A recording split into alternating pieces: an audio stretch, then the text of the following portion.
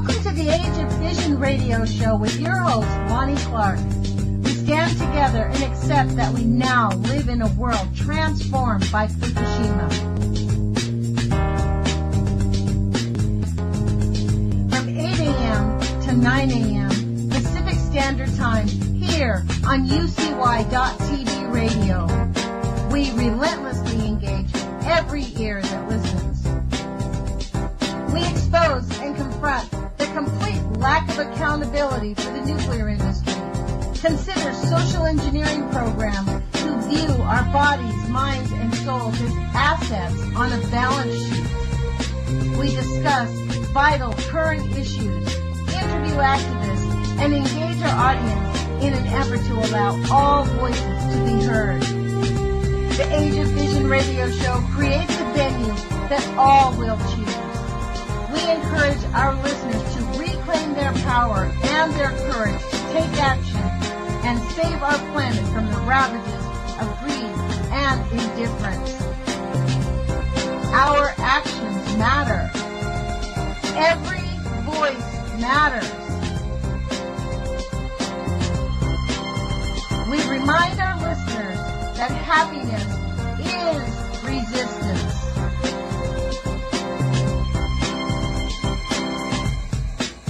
Love is greater than fear.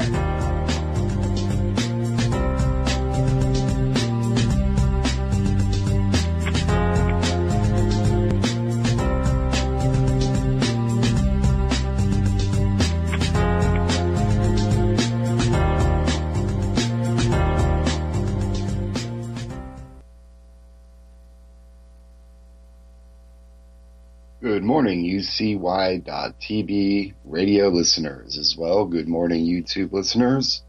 And also, welcome to the show to all of the local radio listeners in Eugene, Oregon at Eugene Peaceworks, KEPW 97.3 FM. My name is Jerome, and I am the Sane Environmentalist. Today is the 24th of May, 2018, in Eugene, Oregon, 8 a.m. Kind of a cloudy day a little bit, but as they usually do, will clear up later and become sunny. I had a wonderful day yesterday, and thank you for allowing me to take the day off, by the way. I needed to go find a place to live. But the time right now in Eugene, Oregon is kind of amazing. It's rose time in this city, and the roses are amazing as well. The rhododendrons are stunning. I took about 100 pictures yesterday. What a beautiful city this is. I am just overwhelmed at how beautiful Eugene, Oregon is. It is a paradise. That's about the only thing I can think of to call it. The whole climate really is like a big giant greenhouse. Very amazing. So I'm lucky to live here. I really am lucky to live here. And looks like I've finally going to have my name on a lease or an agreement, which means I'll be not technically homeless anymore. I'll actually have a home. Even though I've had a place to stay, I've been without my own home, i.e. it's my house. To be able to say that, it's been a while since last August. So yay for me. I'm moving along, moving on up to the top, to a deluxe apartment in the sky. So I think let's start today. Let's start out talking about event notifications. I have as I'm wont to do nowadays on this show. And there are some interesting ones. We start out with Northeast Division of Radiological Materials, and the licensee is the Church of Jesus Christ of Latter-day Saints in Norfolk, Virginia. No, NE is what? Nebraska. Norfolk, Nebraska. They're calling it a non-emergency. So what happened is, apparently, submitted that their annual renewal, 2 tritium exit signs were missing. Follow-up phone call places indicated that they did not actually conduct an inventory of the devices prior to the documentation. They can't find any indication of when the device was removed. So basically, we've got 2 tritium exit signs, those glow-in-the-dark exit signs, that were removed, and probably by a worker when they replaced them with new fancy LED exit signs, and tossed in a dumpster somewhere where they're either in a landfill or perhaps some kid like myself. God, I would have gone nuts playing with that stuff as a kid, glow in the dark and in my mouth and everything. That's why we have rules against this stuff getting out. Moving on. Westinghouse Electric, Cranberry Township, Pennsylvania. Non-emergency, defect, and non-compliance. Wear of thermal sleeve in Westinghouse control rod drive mechanisms. No, boy. Tell me you're kidding me. So Westinghouse has a control rod drive mechanism issue. That is huge. That means that those control rods could get stuck. Westinghouse Nuclear Steam Supply Systems plants that have a thermal sleeve in the control rod drive mechanism penetration tubes. The wear of the thermal sleeve flange against the tube could have safety consequences that were not previously considered. Recent operating experience during startup procedures of an Electrocite de France plant have shown the possibility for the flange remnant from the thermal sleeve to interfere with control rod movement.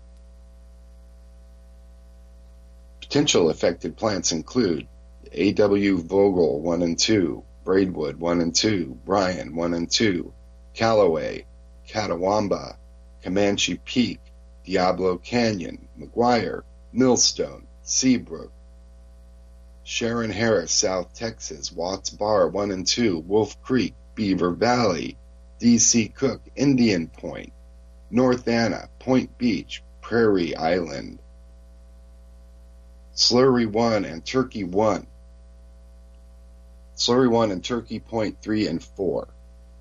All of those facilities that I just mentioned have an inherent control drive failure built in. Okay, that's what this is saying, that these little thermal sleeves at the bottom there are able to dislodge, get loose, and stick sideways so the control rod can't either go in or out. Not a good thing. You don't want your control rods sticky. They have to be very smooth, and they move those things by tiny amounts. If you whip a control rod out all the way out, you will have prompt criticality, I believe. You know, if you just take control rods once you fire up the reactor and just whip them, just pull them out real quick, the chain reaction would get out of control very quickly.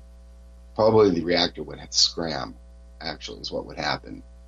But control rods are important, and the smoothness of operation of control rods is critical to the safety of an operating power plant. So, at the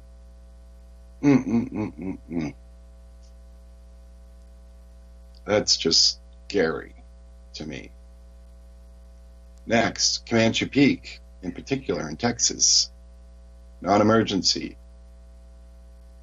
loss of communication ASMT response. That stands for emergency assessment.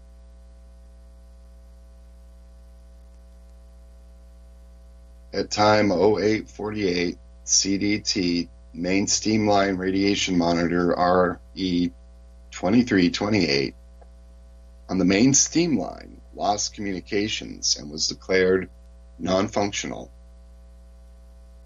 With this radiation monitor non-functional, all of the emergency action levels for a steam generating tube rupture and steam generator 2.04 could neither be evaluated nor monitored.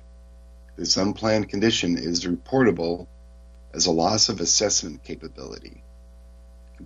Comanche Peak Nuclear Power Plant has assurance of steam generator integrity and fuel cladding integrity, and there is a negligible safety significance to the current condition from a public health safety perspective. Additionally, compensatory measures are in place to assure adequate monitoring capability is available to implement the emergency plan in the unlikely event of challenges to the steam generator or fuel cladding. The N16 radiation monitor serves as a backup with alarm function, and radiation protection technicians have been briefed on taking local readings with a Geiger-Muller tube on MSL 2-04. Palo Verde in Arizona, biggest power plant in the United States, by the way. Automatic reactor trip on low departure from nucleate boiling ratio. The following event description is based on information currently available. On May 23rd at approximately 11:28 Mountain Standard Time, the Palo Verde Nuclear Generating Station Unit 2 control room received reactor protection system alarms for low departure from nucleate boiling ratio, and an automatic reactor trip occurred. Prior to the reactor trip, Unit 2 was operating normally at 100% power. Plant operators entered the reactor's trip procedure and diagnosed an uncomplicated reactor trip. All CEAs, control element assemblies, fully inserted into the core. No emergency classification was required. Unit 2 safety-related electrical buses remained energized from normal off-site power during the event, and there was no impact on the required circuits between the off-site transmission network and the on-site electrical power distribution system. The off-site power grid is stable. No major equipment was inoperable prior to the event that contributed to the event, complicating operator response. Unit 2 is currently stable in Mode 3, with the reactor coolant system at normal operating temperatures and pressure system. The cause of the reactor trip is under investigation. This event did not result in any challenges to fission product barriers, and there were no adverse safety consequences as a result of this event. The event did not adversely affect the safe operation of the plant or the health and safety of the public.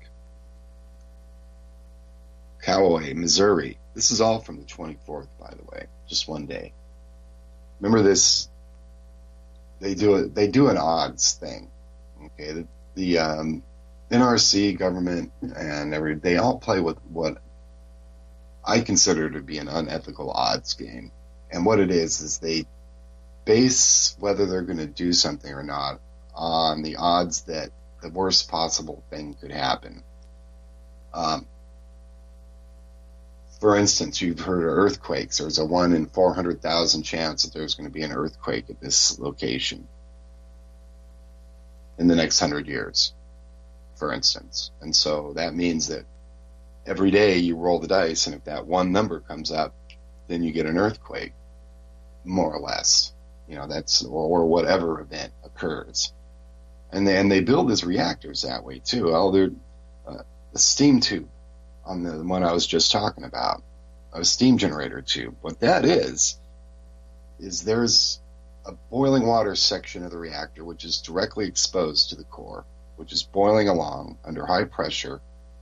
That water gets sent through this mesh of tubes which is inside of another tank of water, which causes the tank of water that it's in to flash to steam. That's how hot the water is going through those tubes. And it flashes to steam and creates steam, and then they run the turbines. What they're saying is that these steam tubes can fail.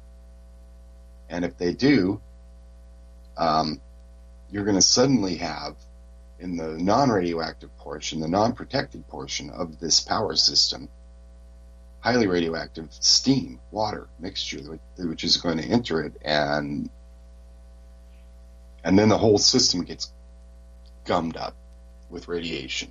And then you got a bigger mess altogether. So that's why those monitors are important. That's why if your monitor that's telling you if there's any radiation getting out of the steam tube assembly or the fuel cladding assembly, if those monitors don't work and you ignore it and continue to run anyway, that is really just sad. It's sad to me that the NRC didn't shut the whole system down. And also the thermal sleeve wear and the control drive mechanisms on so many of these power plants are failing as well. The concrete foundations of these buildings are failing now. They're getting not thermal cracking. They're getting it's a silicate reaction, alkali silicate reaction in the concrete, and it causes swelling inside in the middle of the concrete, and that swelling cracks the entire structure of the concrete.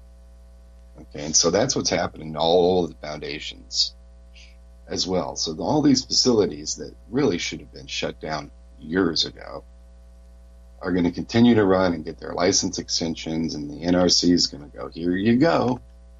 Now don't blow stuff up. Whatever you do, don't blow stuff up. Goodness, that makes such a mess. Then we got to deal with people, and they get angry, and it's just inconvenient. Okay, we are an inconvenience. We are a source of money for this NRC, this organization that calls themselves a government agency. Who are they really working for? Not you and I can guarantee you that.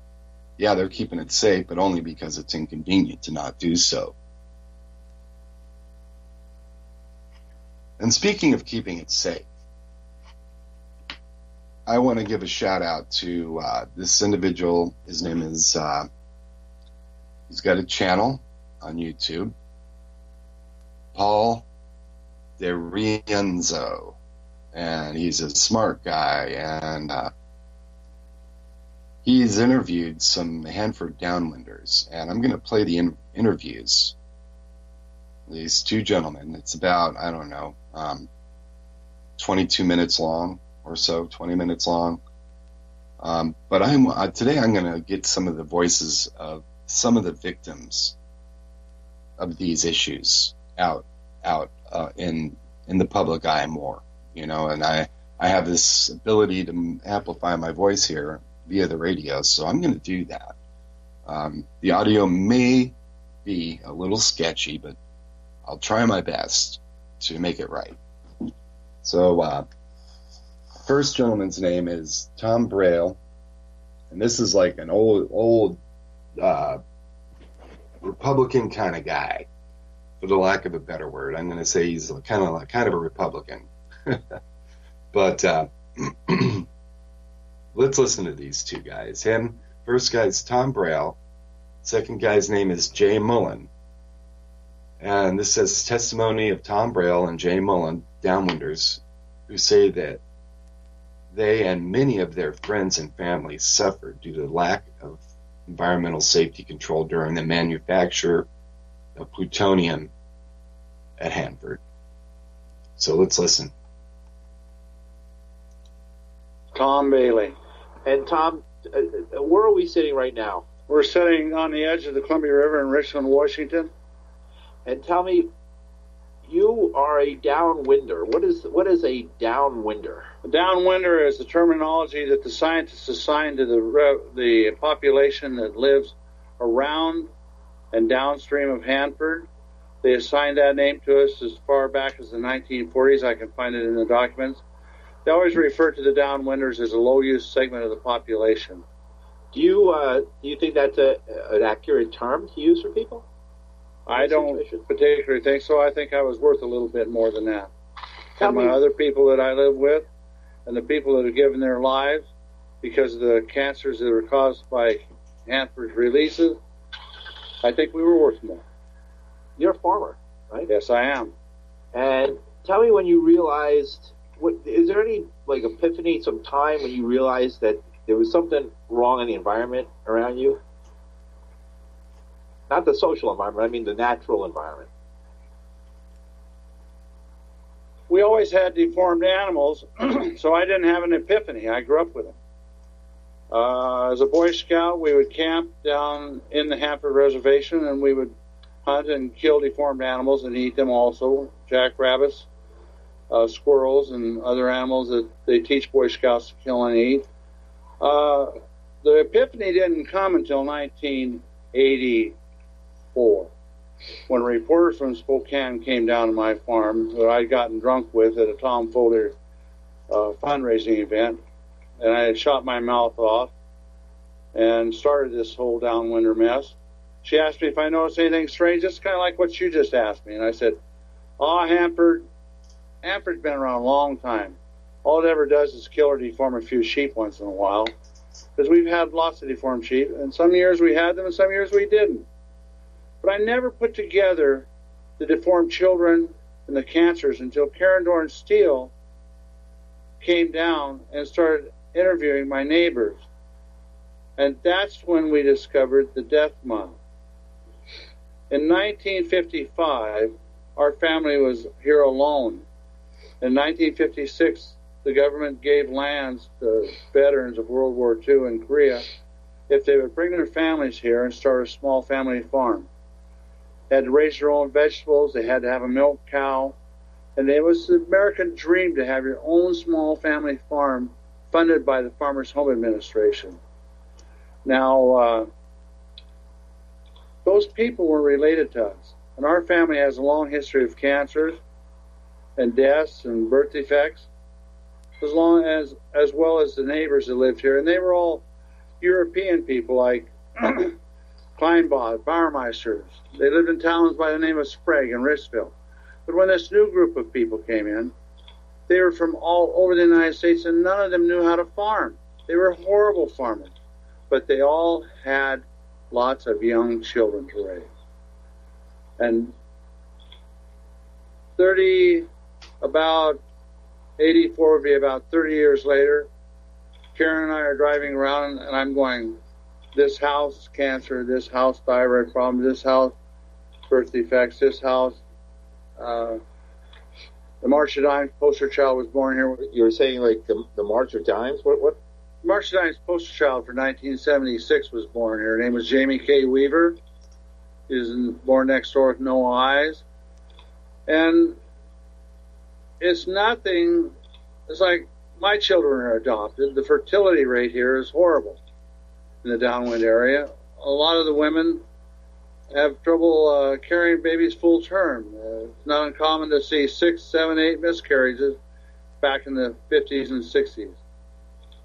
So that, combined with Karen Dorn's work, you started to realize that maybe what was going on in Hanford had something to do with it.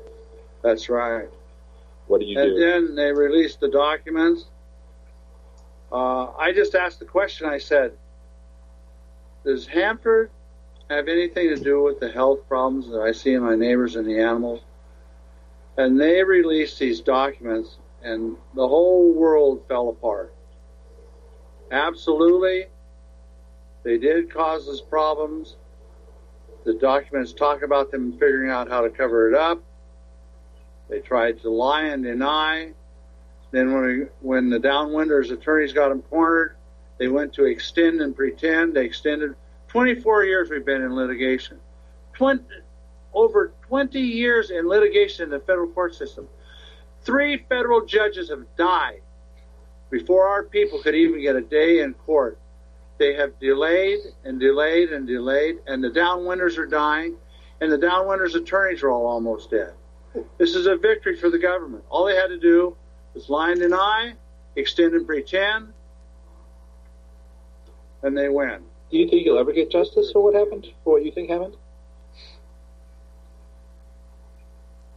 I think that one day before I die, some Hanford health physicist is going to want to cleanse their soul before they die. And they're going to talk to us, and they're going to admit that we were used for a radiation warfare project science experiment. What do your neighbors think about this? Because, I mean, this is the conservative part of the country. People felt they were doing a good job working, helping their government in time of war. They took some hits, but, so did a lot of their children overseas. What do they think? I mean, I know you're wearing that American flag pin. Do you get conflict with that? No, I don't get any conflict with it. In fact, I think I'm being very patriotic. It's the American people that form the American government. A government only governs by consent of its people. If these people are too sick to give consent, I think I'm very patriotic bringing this out.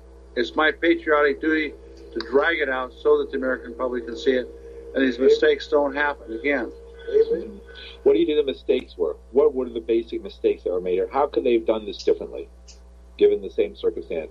If you were in Roosevelt's position, or in Groves, or the people who set up Hanford, what would you have done differently?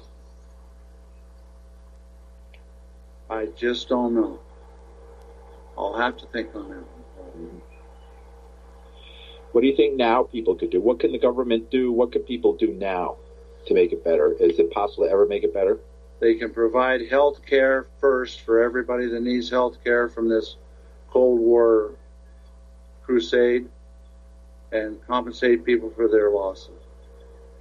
I mean, I know one farmer that lost 200 head of calves in 1 year. They're all deformed, crooked, brittle bone. Coyotes came in and ate most of them.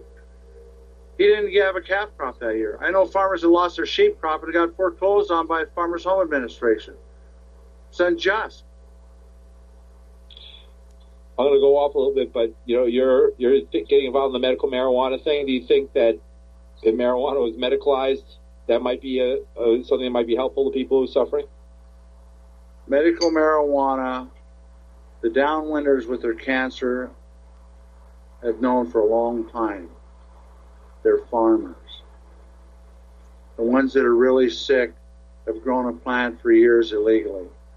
And the medical marijuana appears to help with the radiation treatment and the cancer.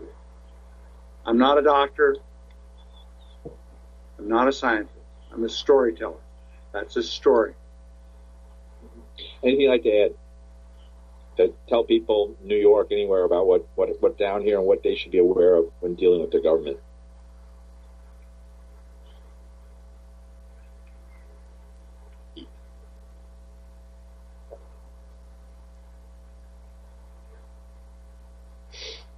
I don't know. I don't have anything. It's just too overwhelming. I don't want to get started. Okay. Story, right? Yeah, it is the never-ending story. Hanford, about the time you think Hanford figured out, something new comes up. It is a never-ending story. And I've got scores of stories that haven't been told yet that are too extreme to talk about yet. Mm-hmm. I mean, it's a little bit of the X-Files here. I mean, there's under a lot of secrecy. Anything could have been happening, and we don't necessarily know. That's right. I don't know. Okay. Thank you. Can you tell me your name, please? My name is Jay Mullen. And why are you here? Why are you attending this meeting tonight about what happened at Hanford? Because the Hanford people are celebrating all the engineering and political aspects of the atomic bomb and the damaged lives of people whose health were affected by atomic operations is also part of the history and needs to be included. And I've come as a downwinder to participate. How are you downwinder? Where did you live? When did you get dosed? How did that happen? I lived for a brief period during the Second World War while they were fabricating the atomic bomb at Hanford I was living in Idaho, in the Idaho Panhandle, and the second largest naval installation in the United States during the Second World War. My father was a medical corpsman, served in the Pacific Theater, went through training here, and we lived here in 44 and 45. And you feel you were dosed back then, the radiation? Do I feel it? That's an interesting verb. Yes, if you look at what the extent of the radiation releases were in 1944 in December and 1945, yes. I was in a daycare center on the naval base where they made us drink milk. And when they released the iodine, which is a byproduct of plutonium, when they released the iodine into the atmosphere and it got into the grass and the cows ate it, it got into the milk, and at the daycare center I drank the milk and ate the ice cream. How did that affect you?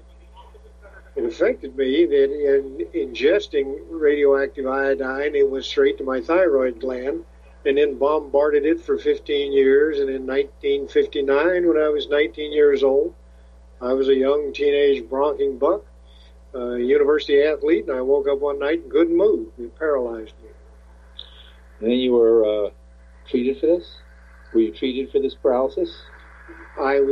Yes, I was. At first, I just baffled doctors, and finally at the University of California Medical Center, the metabolic branch there studied me and determined that it was the thyroid disorder that was paralyzing me. Hey, what did they do?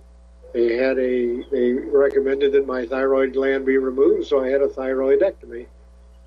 And as a consequence, I wear what we call the Hanford scar, which is a Hanford necklace, which is a scar at the base of the neck where they remove the thyroid gland. What do you think when the government says, "Oh, that there's no more today than there's no more cancer here than anywhere else"?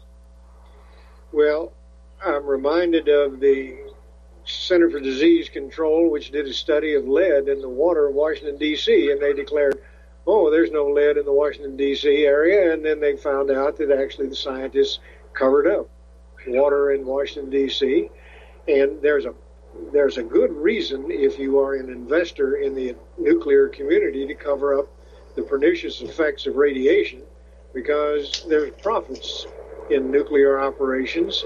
And so when they say, "Oh, no, it doesn't happen," I would submit that, yeah, it did happen. Enjoy. What I'm saying, in effect, is there are strong balance sheet reasons to continue the nuclear community, and therefore there's a reason to discount the possible adverse effects of radiation. You speak from knowledge. I mean, you were in the government, right? I was in the government, but I was in the government clandestinely. I was an undercover agent for the Central Intelligence Agency in Africa in the 1970s. How does that understanding of the government behind the scenes sort of inform the way you feel about how things are handled? Well, I understand very well that the government covers up things that might in fact be embarrassing to the government. And what could be more embarrassing to the government than the fact that they hazarded their own people by virtue of their operations in the atomic community? What would you like to see come from this, your activism? I got started in this whole thing because I thought the horrors that I suffered being paralyzed and being a radiation victim could be studied and avoided for other people. And so when I went to the government and said, "Here I am, let's use me as part of the education process for the rest of the public," I found out the government didn't want the rest of the public to know this. And so, in effect, I've been a sort of a free market advocate of information. What would you like to see come of this? I would hope that the American public becomes more aware of the effects that radiation can have on the public's health. Anything you'd like to add? Excuse me? Anything you'd like to add? No. I mean, as Tom said, I'm a storyteller and I could talk forever. That's all right. Any point that I might have missed that you think might be, important for people to know? The thing I find most distressing is the dissembling and the meretricious arguments and the contempt that the government and its contractors have had for the people who they've in fact affected. One of the interesting things that I think happened, you asked Tom this, and I would have said that a professor at the University of Maryland in Baltimore determined that the reason they did all this releasing of radioactivity in World War II was because they were afraid that the war might end before they could use the bomb. And then there would be a sort of political scandal because they'd say, where did all these millions, if not billions, go in down a rat hole during the war? And so it would have been politically embarrassing. Therefore, they needed to speed up the fabrication and drop the bomb in order to justify all that secret expenditure. The victims of all of that ended up being the American people, not to mention the Japanese who were bombed. It's like a political statement. Well, yes, the Truman Committee was looking during the war for waste and fraud within war contracting, and this could have looked like, unless they could produce the bomb before the war ended, like the biggest boondoggle in the history of the war. Thank you.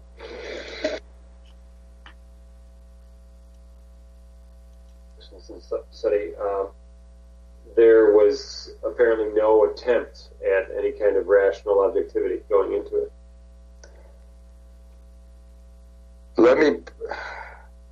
Let me put it again in the framework that I said it before. This study was approached with a narrow-minded set of preconceived ideas what radiation would do. The ideas were totally limited to the mainstream point of view of what radiation can do to health, which did not include a clear distinction between internal radioisotopes and external radiation.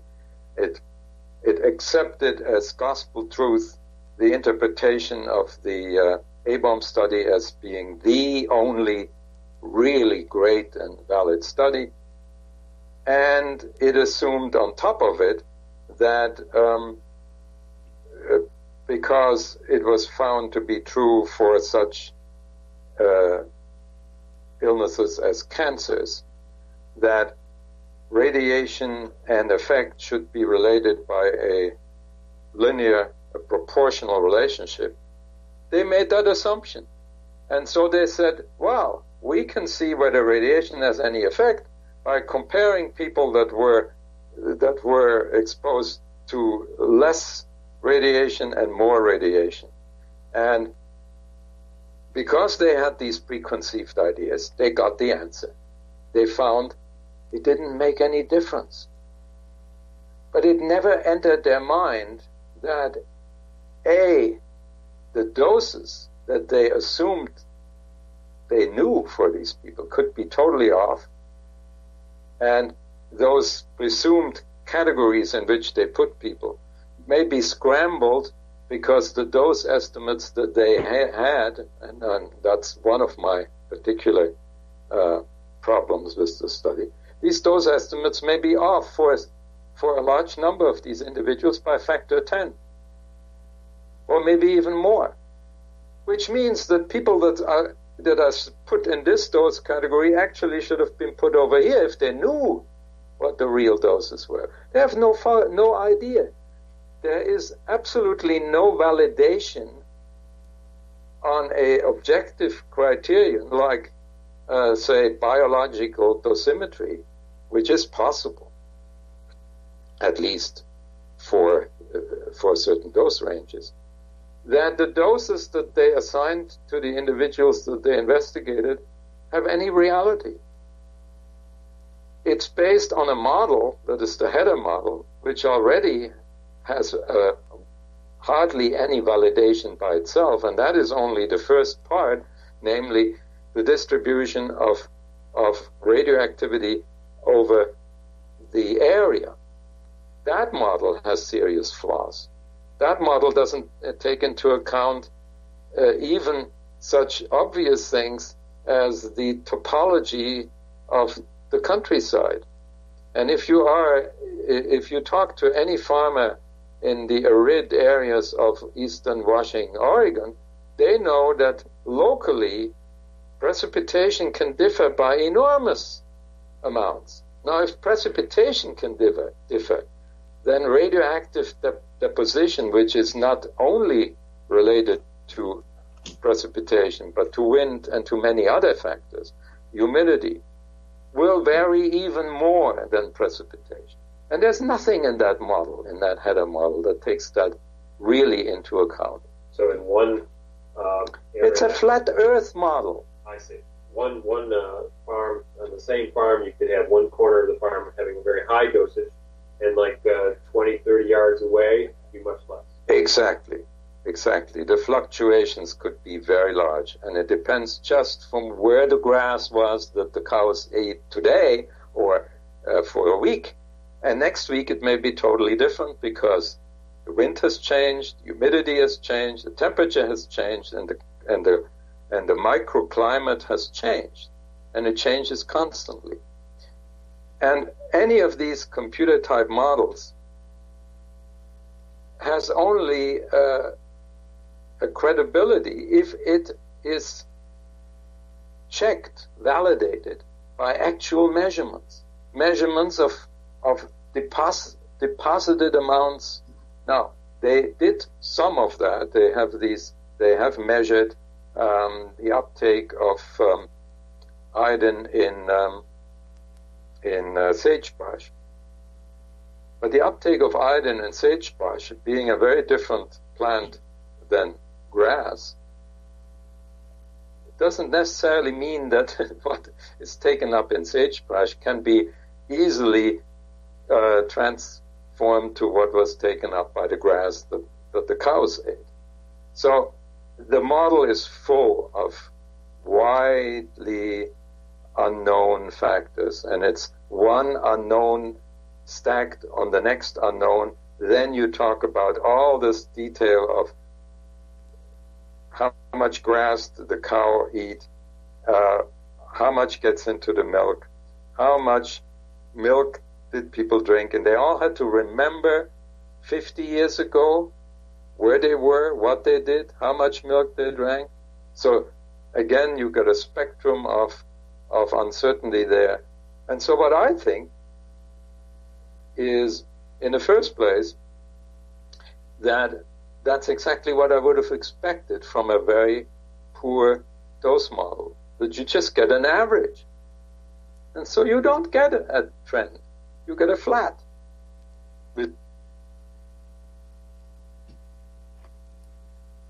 That was Dr. Rudy Nussbaum, by the way. Very, very smart guy. But he was talking about the fact that the radiation cause and effect studies that they're doing are flawed, structurally flawed, completely flawed. And especially given in the Hanford area, and that you are adjacent to the Willamette Valley, for instance, where I live. I think it's called the Willamette Valley. It's a long watershed. But yeah, indeed, you can go up over the top of the hill and it's raining in that valley. And there is a severe microclimate situation going on, which is interesting and good and creates this rainforest that we live in here. But yeah, any radiation, anywhere where you have that extra heavy rain, you're going to have a higher level of radiation, especially along the coast. You know, I can say that I've been along the coast with the Geiger counter and have not detected. It went up slightly, and it's a real cheap Geiger counter, but it did increase from 0.01 microsieverts to 0.07 microsieverts when I was actually out near the water on the beach poking around in rocks and stuff. It did increase to that amount. So there is a slight increase, at least, when you get closer to the coast. So it is possible that, yeah, it has deposited right along the coastline. That might be partially what's responsible for all the loss of life that I've seen. I mean, we need to go soon to the coast again and have a look. Now it's spring, it's warmer. If there's birds in the forest, then there's gonna be birds now. The forest that I was in last month and the month before that were very quiet, no birds. apparent. No twittering, moving birds. There was no squirrels or chipmunks or any kind of critter that we could find, or even ants. It was the strangest sort of sterile environment that I remember it being much buggier back in the day when I went up the coast, but maybe we were doing it at a different time of year. So we're going to go back and we're going to have a look again, see what Mr. Pacific has for us. Hopefully there's an abundance of life. Always hope for the best, So that was an interview with a couple of older gentlemen. They're in their 60s. The one guy said that he was in the daycare and they made him drink the milk and eat the ice cream in the daycare, and 9 years later, it affected him and paralyzed him. Imagine that. 19 years old.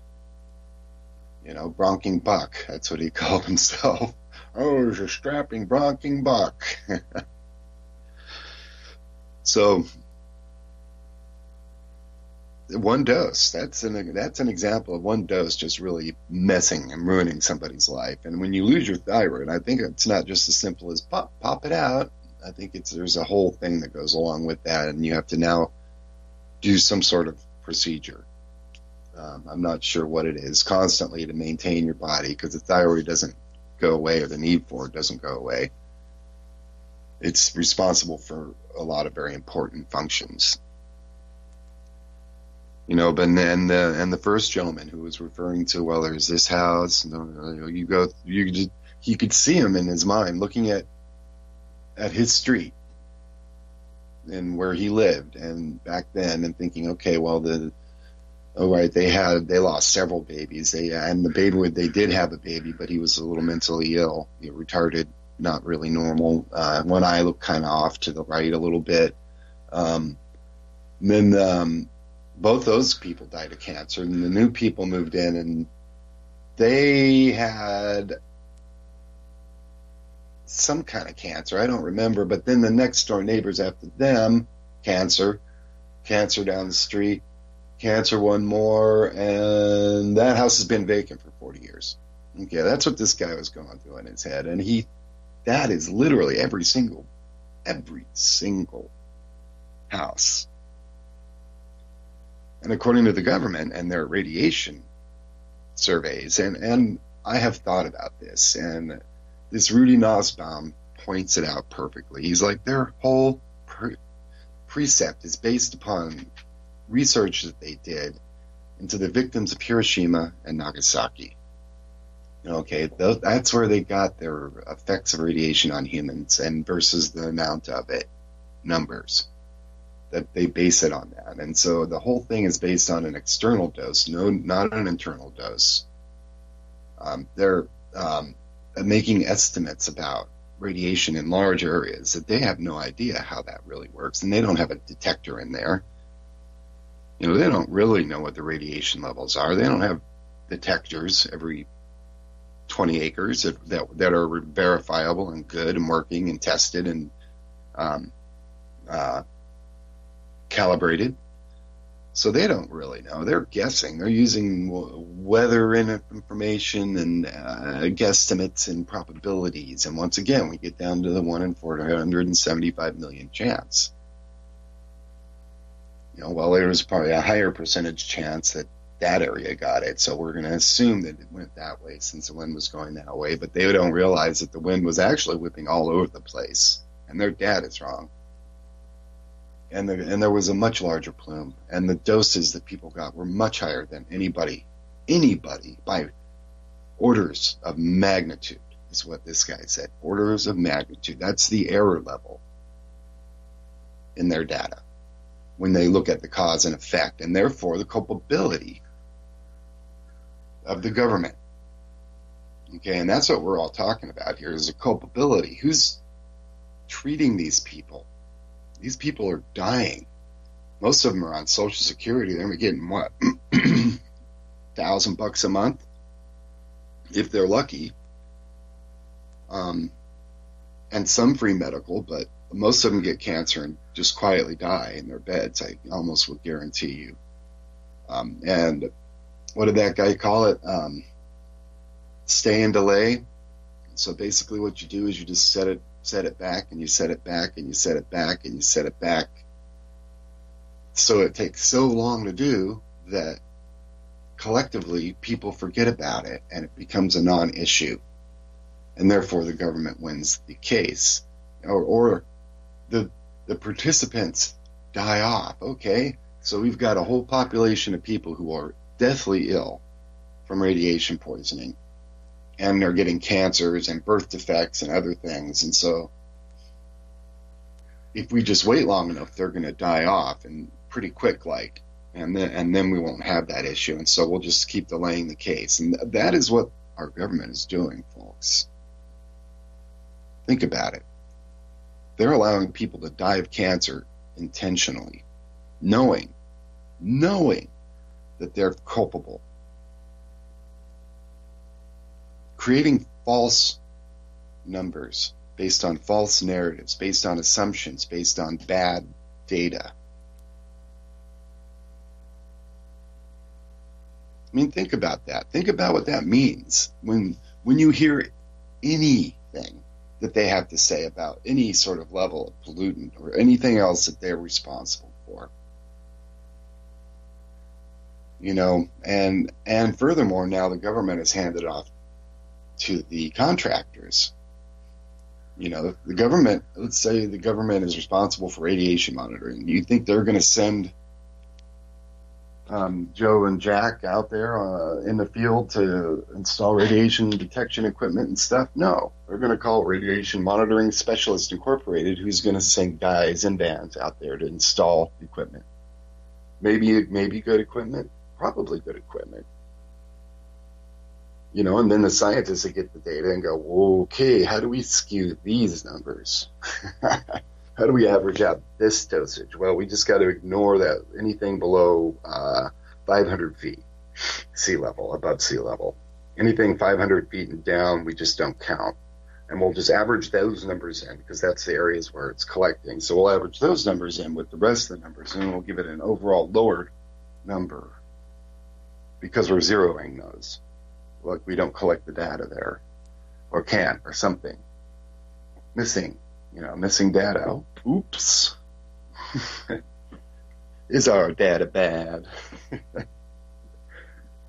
So, lordy folks, we really need to realize that we are going quietly into darkness. There's a YouTube video that I suggest everybody watch, and I'll link to this interview by Dr. Rudy Nussbaum on Talking Stick TV, and I will link to the other one, which is called Hanford Downwinders Manhattan Project.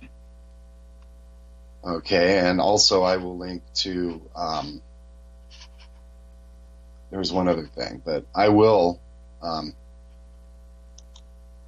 leave links to this stuff for you guys, so you can follow up on this.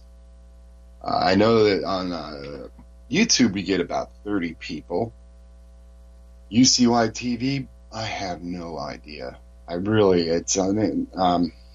I certainly appreciate the opportunity to get my voice out there, and I think that's important. So I'm going to continue to do that one way or the other. If I feel a change in the air, I feel a new dawn rising, if you will, and we'll have to see where we go from here. But yeah, so for all we know, I might get my own radio show live on the air in Eugene, Oregon at some point.